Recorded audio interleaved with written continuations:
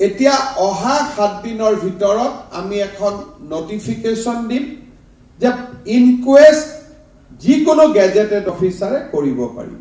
আমি এচিএস অফিচাৰ বা মেজিষ্ট্ৰেটৰ বাবে আমি ৰখিব নালাগে।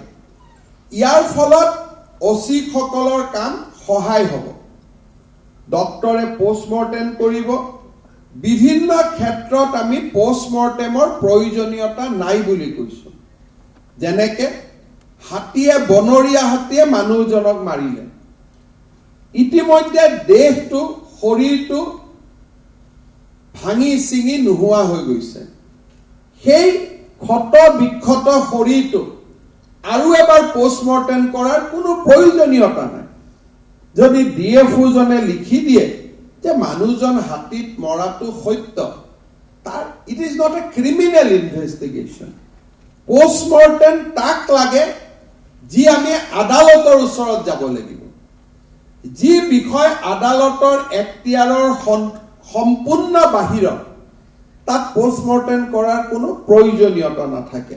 মই এটা সৰু উদাহৰণ দিলো যে বনৰীয়া হাতীয়ে 5 লাখ টকা চৰকাৰৰ পৰা কম্পেনচেশ্যন পাবৰ কাৰণে মানুহজনক আমি পোষ্টমৰ্টেম কৰিব লাগে। ভুলতে 5 লাখ টকা চৰকাৰৰ পৰা গ'ল, কিন্তু এজন মানুহে 3 দিন সৎকাৰ কৰিব নোৱাৰে, বডিটো পৰি থাকিব।